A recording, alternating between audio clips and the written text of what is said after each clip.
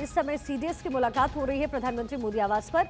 यह तस्वीर आपके सामने, काफिला अंदर जाता हुआ, तीनों सेना प्रमुख की मौजूदगी है, सीडीएस अनिल चौहान की मौजूदगी, रक्षा मंत्री राजनाथ सिंह पहले से ही प्रधानमंत्री मोदी के आवास पर हैं और इस समय चर्चा चल रही है, बातचीत चल रही है इस पूरे मुद्दे को लेकर के। संघर्ष विराम का फैसला लिया गया है भारत और पाकिस्तान की तरफ से। आज शाम 5 बजे से सीज फायर लागू हो गया। 3:35 पर बातचीत हुई है दोनों देशों के बीच और सीज फायर का ऐलान किया गया है।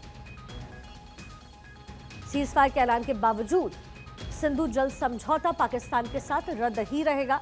भारत सरकार का फैसला बरकरार रहेगा। डोनाल्ड ट्रंप की तरफ से सबसे पहले इसे लेकर के एक्सपर्ट पोस्ट किया गया।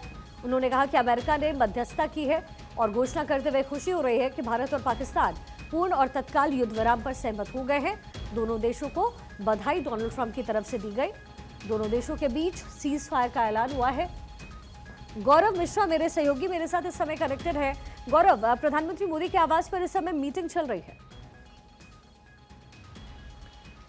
जी बिल्कुल, देखिए प्रधानमंत्री नरेंद्र मोदी के आवास पर इस समय एक जो बैठक है वो चल रही है और अगर बात करें इस पूरे बैठक की तो इसमें रक्षा मंत्री राजनाथ सिंह जो हैं वो मौजूद हैं। इसके अलावा सीडीएस अनिल चौहान इस बैठक के अंदर मौजूद हैं और अगर आर्मी चीफ की बात करूं वो भी इस बैठक के अंदर मौजूद हैं और एयर चीफ जो हैं वो भी इस बैठक के अंदर मौजूद हैं। यानी कि ये बैठक अब उस समय हो रही है जब दोनों ही देशों में एक तरीके से हम कहें जो सीज फायर की जो प्रक्रिया है वो संपन्न हुई है और उसके बाद से अब जो ये बैठक की जा रही है, इस बैठक में रणनीति जो है भारत अपनी बता रहा होगा किस तरीके से अब भारत का जो एक्शन होगा, क्योंकि साफ तौर पे इससे पहले भारत ने अपने तरफ से एक संदेश जरूर दे दिया था कि अगर पाकिस्तान अपने तरफ से कोई भी आतंकी गतिविधि करता है तो भारत उसका मुंहतोड़ जवाब देगा, अपने तरफ से भारत कार्रवाई करेगा। अब उस पूरी घटना के बाद से ये जो प्रेस ब्रीफिंग की गई, सेना की तरफ से जानकारी दिया गया कि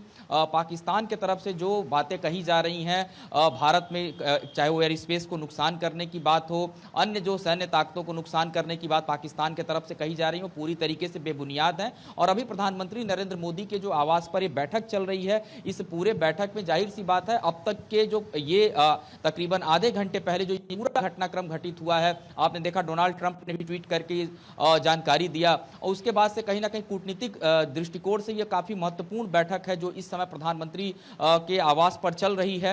और रक्षा मंत्री राजनाथ सिंह इस बैठक के अंदर चूंकि मौजूद हैं और इससे पहले भी जब 1-2 घंटे पहले जो बैठक हुई थी उसमें भी रक्षा मंत्री मौजूद थे। यानी कि ये जो बातचीत की हम कहें प्रक्रिया है, तकरीबन जो जानकारी दी गई प्रेस कॉन्फ्रेंस में 3-3:30 बजे के आसपास जानकारी मिली है कि बातचीत हुई है।